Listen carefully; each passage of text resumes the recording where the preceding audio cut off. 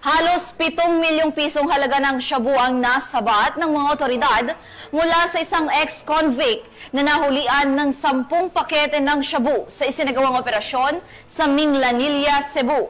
Patrolwoman Flora May Azares sa report. Nasabat ng operatiba ng Station Drug Enforcement Unit ng Minglanilla Police Station ang tinatayang 6.9 milyong halaga ng hinihinalang shabu mula sa isang high-value individual. Sa isinagawang buy-bust operation sa Deca Homes Phase 1 Barangay Tungkil, Minglanilla, Cebu noong Hulyo 30 ng taong kasalukuyan.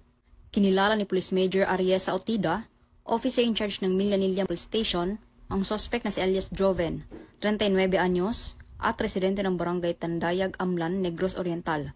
Ayon sa ulat, dati nang nakulong si Reso sa Dumaguete City Jail dahil sa kaso ng may kinalaman din sa droga. Bago ang operasyon, nakatanggap ng impormasyon ng istasyon hinggil sa umano'y talamak na bintahan ng shabu sa mababang presyo sa lugar at kaagad na nagsagawa ng casing at surveillance ang mga operatiba.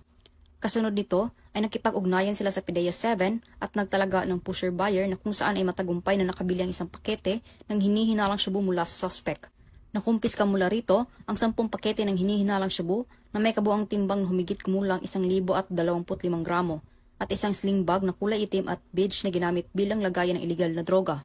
Tinatayang aabot sa 6,970,000 ang halaga ng nasamsam na shabu batay sa standard drug price. Kasalukuyang nasa kustodiya ng Minglanilla MPS ang suspect habang inihahanda ang kasong paglabag sa Section 5 at 11, Article 2 ng RA 9165 o Comprehensive Dangerous Drugs Act of 2002. The fight against illegal drugs must be a joint effort of the police and the community.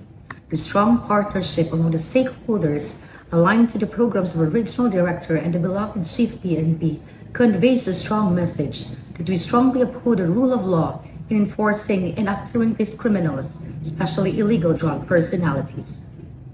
Mula dito sa Central Visayas, ako ang inyong Police News Network correspondent, Patrolwoman Flora May Azares, Alagan Batas, tagataguyod ng Balitang Pulis.